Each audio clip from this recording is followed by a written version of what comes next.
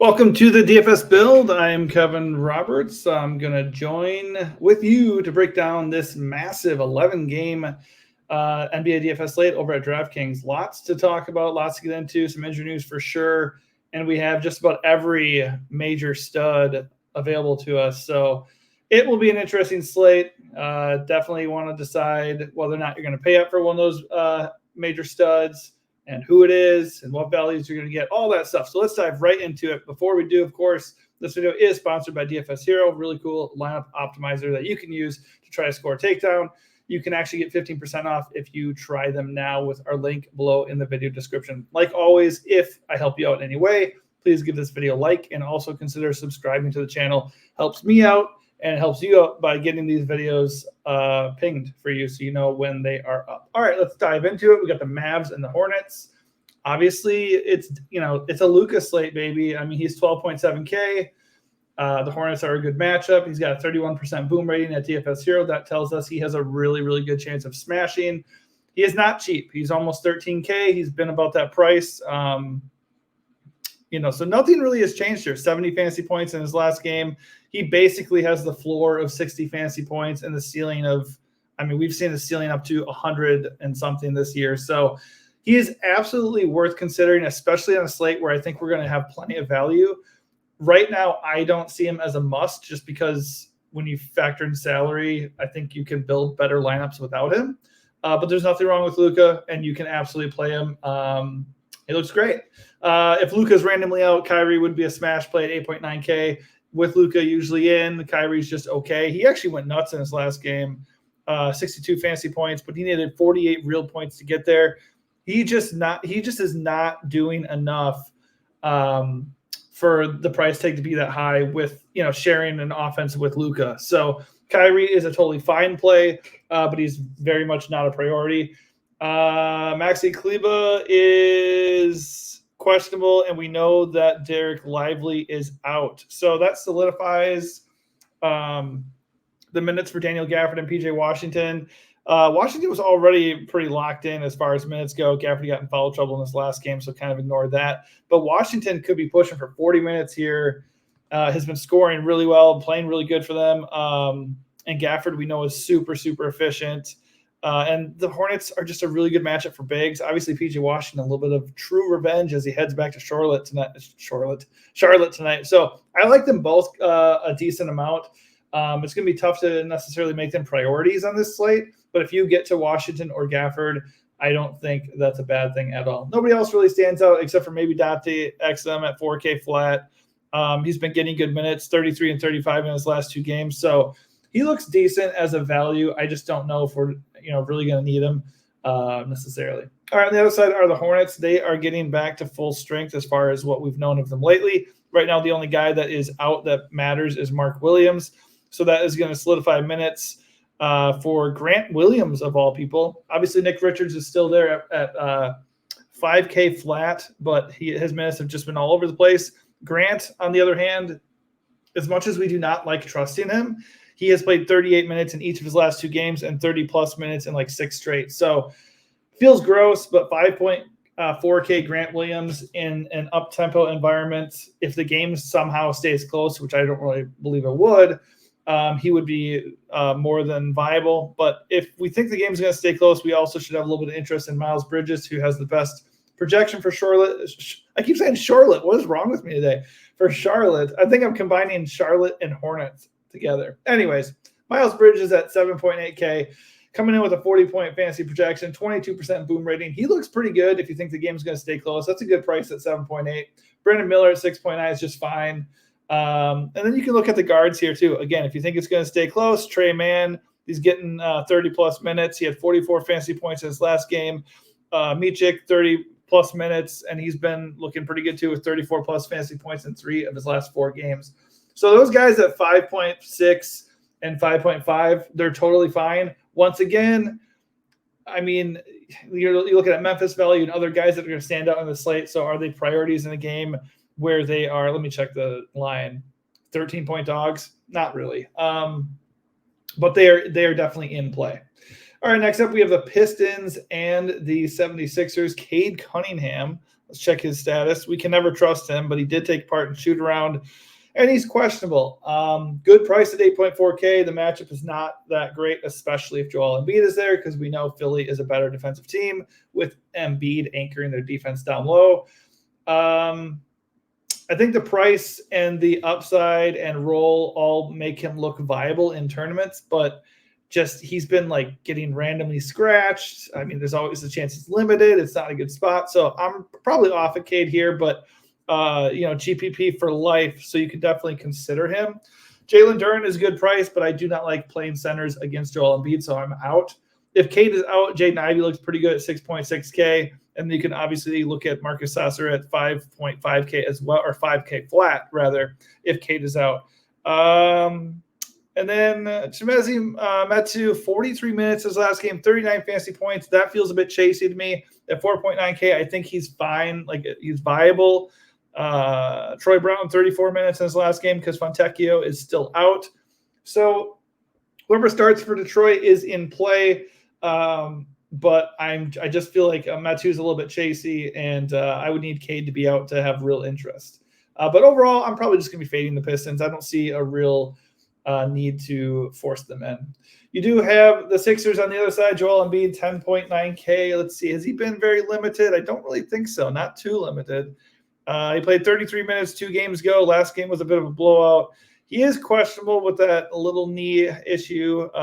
He seems fine, but obviously they've been wanting to rest him a little bit, and you just never know if he's going to be limited. I'm not feeling comfortable playing him yet, just because I don't see a major minutes ceiling, and there is major blowout risk in this game too, with a 15.5-point spread in Philly.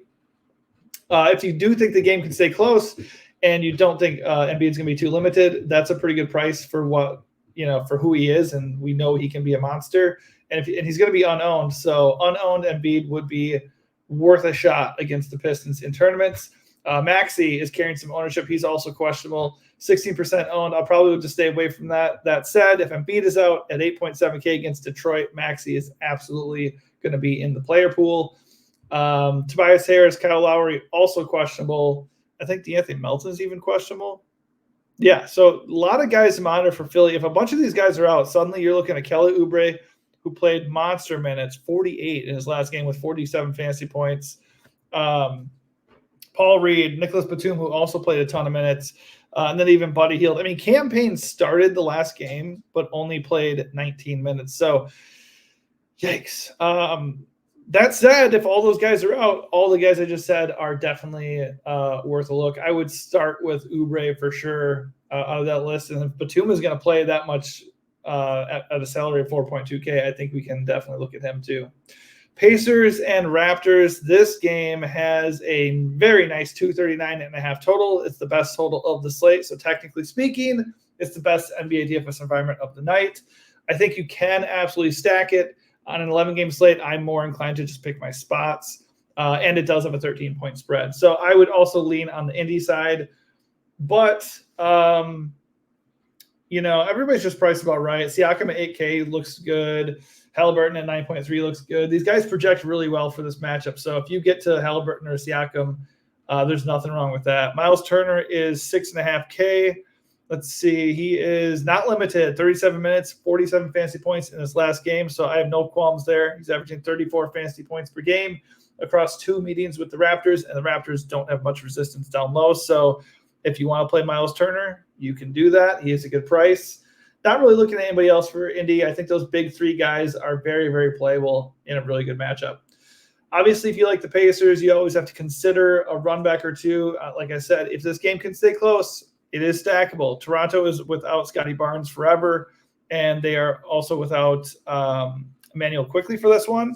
But RJ Barrett is back. So is RJ Barrett, being paired up with Kelly Olynyk and Gary Trent, is that enough to keep Toronto in this game? I don't know, but I will say if it is, that Barrett at 7.7K, Kelly Olynyk at 6.7K, and Gary Trent 6.3K, that's a pretty cheap core as far as stacking and then going and getting Halliburton and Siakam. I mean, if this game pops, then these guys are all going to be unowned and their projections are going to look silly when the night's over. I feel like RJ Barrett, he's pushing 40 fantasy points for the night as far as his projection goes. I feel like his projection is a little bit light. I think he's really cheap for the role he has. He has 41 plus fantasy points in each of his last 4 games and no quickly there to soak up usage. So I like RJ Barrett a good bit. I'm not going to force him in, but he's not owned right now. So that's pretty interesting. Pacers do not defend well down low. So Kelly Olynyk looks rock solid at 6.7K. And Gary Trent, I think, is playable at 6.3K, but there's enough value on the slate to the point where I don't feel like I need to force a scoring dependent guy like Trent into my lineups. Grady Dick is questionable, so you could also maybe look at a value punt for Toronto. I would monitor, obviously, who starts for the Raptors here, and then Bruce Brown probably pops the most here at 5.4K. But for the most part, it's just Barrett, Olynyk, and Trent for me if you feel like this game is going to stay close. All right, Heat and the Hawks. Obviously, Miami looks good on their side because Atlanta is a very – I can't talk today. Atlanta is a very good matchup. They play fast. They do not defend. Let's see. So Bam Adebayo is probable, so don't need to worry about that. Rozier is actually the one who is questionable. He's a game-time decision, and Duncan Robinson's out. So lots to like here because there's going to be usage to go around. Bam looks really good at 8.4K. I think my favorite play, though, is going to be Tyler Hero. He's not going to be really limited now.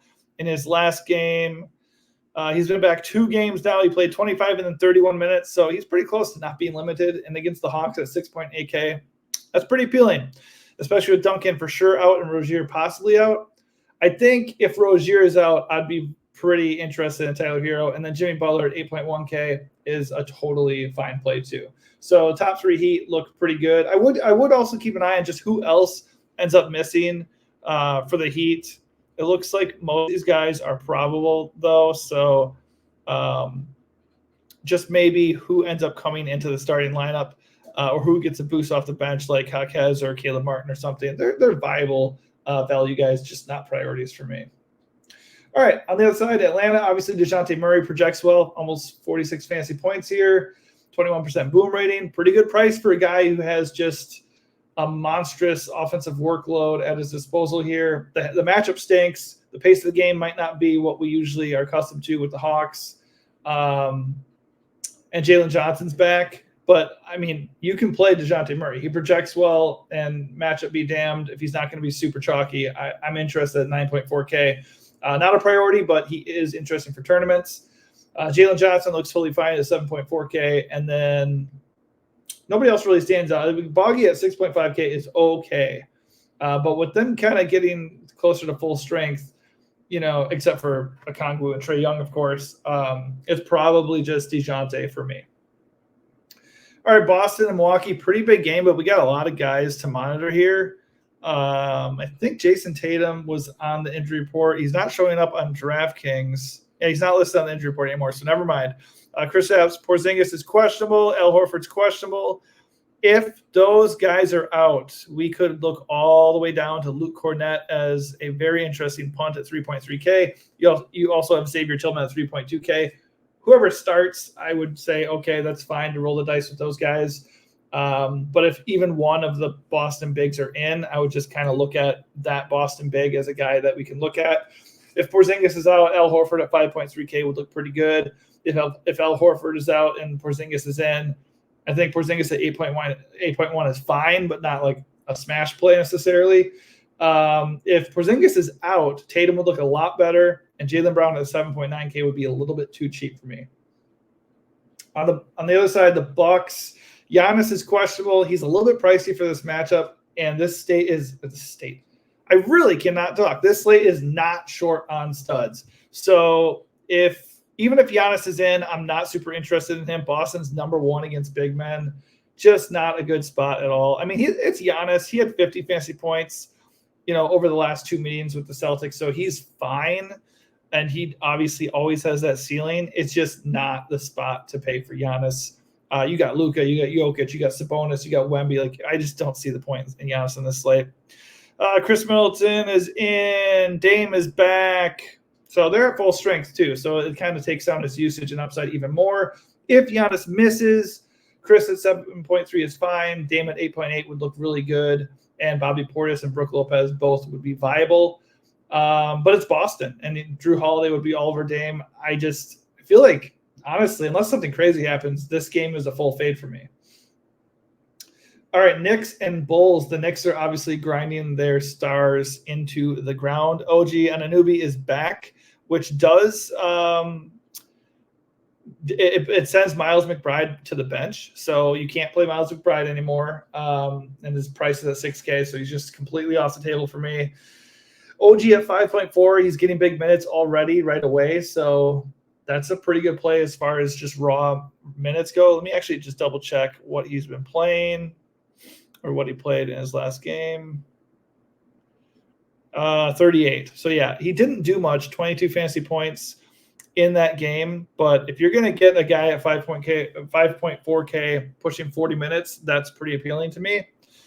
So he's in play. I think Dante DiVincenzo, Josh Hart at 7.71 are totally fine.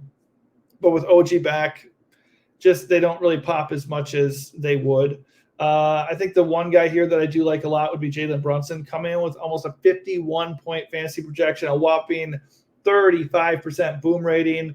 The matchup is solid. He has been absolutely on fire. He in 2 meetings with the Bulls, he averaged 59 fantasy points per game. In his last 3 games, he has topped 61 fantasy points each time. So, I mean, and when you're looking at the slate as a whole, Brunson just looks really, really good. 9.2K for a guy coming in with a 50-point fantasy point projection. Yeah, I mean, I like the idea of kind of ignoring the really top-level studs on this slate and coming down to guys like Brunson, who projects really, really well and just looks a little bit too cheap. He is carrying almost 17% ownership, but I really don't give a shit. All right, on the other side are the Bulls, who are pretty much at full strength.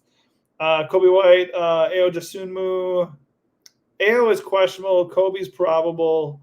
And Alex Caruso is questionable. So if Ayo and Caruso are out, Torrey Craig at 3.7K might end up being a pretty interesting value play. Javonte Green had 22 and 33 minutes in his last 2 games. He's 4.2K. Again, it just whoever slides in and takes one of these starting spots, that's who I would kind of gravitate towards. But those are probably the 2 guys I would highlight the most as far as Bulls value. But DeMar, Vooch, Kobe, the prices are pretty good. The matchup is not. So I'm not really feeling Bulls. If you kind of land on DeMar, he's the one who projects the best. So I think that would be okay. And Vooch and Kobe are good prices, but I just don't want to do Chicago. I would entertain the value from Chicago, though. All right, Orlando and Houston. This game is pretty gross. It has a 215 total and a 3-point spread. So we can project it as a close game, but that's about all I like about it, really. Banchero is the best Magic play by far. I think the only interesting thing would be if Franz Wagner and Jonathan Isaac ended up missing. Both these guys are questionable. If they are out, maybe we get a little bit more run from Jalen Suggs or Cole Anthony, or maybe Joe Ingles at 3.1K is like a really good punt off the bench. I don't know. I don't really want to mess with the Magic if I don't have to. So hopefully one or both of those guys are in. If Franz is out and Isaac is in, he looks pretty good at 4K flat. And either way, Wagner is viable at 6.4K. But really, I don't want Magic players. The Rockets look okay in terms of a raw usage perspective. Jabari Smith is a little cheap at 6.3. Jalen Green is just crushing as a scorer. He doesn't always do a lot more beyond his scoring, though. So at 8.6, he's a little bit hefty, especially against the Magic, who are very good defensively and play slower. So this feels like a game to avoid. Let me just double check on the Houston side. Yeah, they're pretty much at full strength. Beyond obviously Şengün not being in there. I mean, Jae'Sean Tate and Tari Eason are still out too. So I think Cam Whitmore at 4.4K is a decent value. Dylan Brooks at 4.3K. 42 minutes his last game. He went off. So I don't really think that's going to happen 2 games in a row. But a lot of minutes for 4.3K. So I think he's a decent value. I just really, really don't like the matchup. Yeah, I think that's going to do it for the Houston side. Not really feeling that game. It's probably a full fade for me. Like I said, like I always say, it's an 11-game slate. When you have this many games, you should prioritize, guys who are projecting well, guys who are not mega owned, and game environments that are not going to work directly against you. I don't want slow teams and going up against teams with really good defense or just like isolated bad matchups. So pick your spots. All right, Spurs and Memphis. In a vacuum, Memphis is not the most fun matchup just because they suck. They don't score points. They're without all of their good players, which I'll get to in a second. But when you're facing them, that is bad because the games can blow out easily, or they can try to slow the game down, and then you just don't have a lot of scoring. However, they're not a team to fear. So in relation to what I was saying, how like Jokic, Luka, Giannis, all these guys are pushing for 12K or even much higher, Wemby looks like a really, really appealing stud to me. He's coming at 15% ownership with almost a 60-point fantasy projection. I love Wemby. He's a little bit too cheap. And he just he's not a tier below these guys really. He had 78 fantasy points in his last game, so we know what he's capable of. And I personally am going to want to be playing some Grizzlies anyways, so you might as well just run it back with him. Julian Champagny, I can't remember how to say his name, but him and Malachi Branham at 4.6 and 4.4K, getting loads of minutes, pretty decent usage. Keldon Johnson, Chetty Osman, and Devin Vassell and Jeremy Sohan, those guys are all out. So yeah, you got some value here with the Spurs. Trey Jones at 5.7 looks pretty good too. 49 minutes his last game. I mean, stack your Spurs, man. Spurs look good. They're not even carrying that much ownership despite looking pretty good. This game only has a total of 217, but it does have a 4.5-point spread, and I feel like the Spurs could help elevate that total. It's a lot more stackable of a game than I think people are going to feel going into it. Memphis currently is projecting to be very shorthanded once again. Jaren Jackson Jr., Desmond Bain, Vince Williams, Luke Kennard, Santi Aldama, all these dudes are out. Jake LaRavia is doubtful. Lamar Stevens is doubtful. So John Conchar out. Zaire Williams out. I mean, they got nobody. They have 8 bodies last time I saw. I will say, be careful to make sure that the Memphis guys you choose actually are playing, because there's one of them, Dejan Giroux or Jerio. I don't know how to say his name because he's only been in the NBA for a minute. I don't think he's even on the team anymore. Yeah, because he became a free agent on March 30th, and he has not played with them since. So, yeah, he's not there. Instead, you can play Timmy Allen, Xavier Simpson, Pereira. I'm not going to try to say his first name. But everybody else looks good. I mean, Gigi Jackson leads the way as far as projection goes. Or he doesn't, actually. That's a little surprising. I mean, if his projection is going to be that low, I think maybe we can kind of sour on him a little bit, because he hasn't even gotten crazy minutes despite them being in this situation a lot. But I still like him. I think I'd be more interested, though, in Scottie Pippen, Jordan Goodwin, Trey Jemison at 4.4K. And then these punts, Timmy Allen and Pereira, look pretty darn good. So, yeah, I like Memphis a lot. Spurs are a very, very good matchup. And when you have only 8 dudes in your rotation, everybody's going to play, and most of those guys are going to play like a lot. Wizards and Wolves, in theory, Washington is really, really good here because Tyus Jones is out, Marvin Bagley's out. They have a bunch of other guys questionable, including Kyle Kuzma. If Kyle Kuzma is in, I think it's less of a necessity to go force in like Denny Avdia, Jordan Poole, Corey Kispert, all these guys, because Kuzma is going to soak up usage. And also they're facing the Timberwolves on the road. I'm pretty sure this game, 16.5-point spread. But it does have a 224.5 total, and there's a lot of usage to go around if Kuz is out. If Kuz is out, Denny and Poole look really good again, even though the matchup stinks, and Kispert looks solid at 5.9.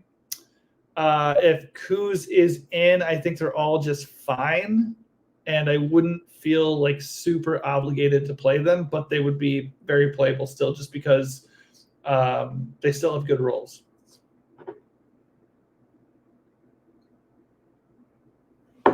On the other side, Minnesota looks great. Anthony Edwards pushing for Well, his projection dipped, but I would imagine you can anticipate a 50 burger here for Anthony Edwards. 9.5K, little bit pricey for a guy who's not, who doesn't always have that studly Jokic level floor or something. Like in his last 5 games, last 10 games, he has top 50 fantasy points. But when in Rome, man, he's facing the Wizards, who he did drop exactly 50.8 fantasy points against last time he faced them. It's a really good spot. Obviously, Cat is still forever out. So he looks plenty good. Rudy Gobert, 7.8, looks really good. Naz Reid is fine, but not a priority. But 7.3, pushing a 40-point fantasy projection. You can play Naz Reid. I'll probably just be looking at those main guys. Mike Conley doesn't really have the ceiling I want, even with the matchup. So I'm not really looking at him at 5.8K. Let me just double-check Kyle Anderson's minutes. Yeah, not enough minutes to really go there. Jaden McDaniels, nah.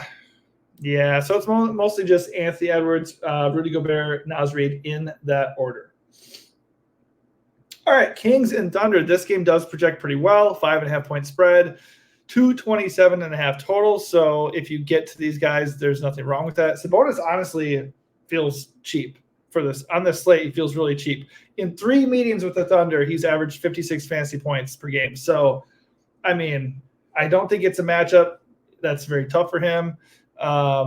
And when you start comparing him to the other studs on the slate, you're saving a lot of money for a guy who's a pretty good chance at 50 to 60 fantasy points, if not much more. So I like Sabonis at 10.2K. I still like Wemby more just because he has a better ceiling and a better matchup, but Sabonis looks good. Fox at 9.1 is pretty interesting. Good price. He's averaged 41 fantasy points per game in 2 meetings with OKC. It's not exactly an easy matchup for him, but he's a good price and he projects really well. So I like those guys a decent amount. Keep an eye on Keegan Murray's status. He is questionable at 6K flat. He's viable if he's in. If he's out, Trey Lyles at 3.8K looks like a really good value. He's been getting minutes anyways because Sacramento's been without Kevin Huerter and Malik Monk. So they've just needed extra bodies. And Davion Mitchell has kind of jumped over Keon Ellis. So I guess I would go him over Keon Ellis. But like usual with Sacramento, it's probably just Sabonis and Fox for me. On the other side, OKC is getting healthy. Jalen Williams is still questionable, but SGA is back. I think with SGA back at 10.1K, he's pretty interesting. He has not played since March 31st, though, so I don't think I'm going to invest in him at that price in his first game back. Projects well, and it's an okay spot, and he has averaged 60 fantasy points across 3 meetings against the Kings. I just don't like that he's been out for 9 days. Josh Giddey is too expensive with SGA back. Jalen Williams would be okay if he's in. Chet looks really good at 7.1K if Jalen is out, and he's fine if Jalen is in. All right, last game of the night, Nuggets and the Jazz. Obviously, Denver's going to look really good here because Utah is terrible defensively, and this should be a faster-paced game. Jokic at 12.2K flat going up against Utah. There's going to be no resistance there. I don't even think they have Walker Kessler. No, he's out. They have a bunch of guys that are out. So the major blowout risk here, the spread is at 15, but it does have a 225 total, and Jamal Murray's back. So Denver's offense should be humming. I don't have any issues if you want to pay 8K flat for Murray, assuming he's not going to be limited, and 12.2K if you want to go all the way up for an uber stud. Jokic is totally fine. Aaron Gordon is questionable. Let me check KCP's status. He's probable. So if Aaron Gordon is out, maybe we can look at some value like Peyton Watson at 3.8K. Maybe Christian Brown gets some extra minutes at 3.9K. And obviously there's blowout risk. So if Christian Brown's coming off the bench, maybe he's a decent punt anyways. But for me, it's probably just going to be Jokic. On the other side, Utah, not very interested. I mean, this game is probably going to be a housing. Keontae George at 6K flat. The minutes are there. It's a good value. I don't mind him, especially if you're going to go with Jokic and you can just kind of play a low-owned Keontae George. Yeah, he's not going to be owned at all. And just hope the game stays close. Colin Sexton at 7.4, just for usage sake, would be okay. He would have a bit of a ceiling if the game stayed close, but I don't love the price. And these other guys, it's like whatever you want to do. I mean, Darius Paisley's getting minutes for Utah, so 30 and 33 minutes his last two games. So if that's going to continue at 3.6K, you can go down to Darius Paisley if you want. All right, that's going to do it for me and my breakdown of this slate. I think there's just so many studs, and there is enough value that you can do whatever you want. You can pair Luka and Jokic. You can build around one of those guys, or Giannis or Embiid or whoever it is.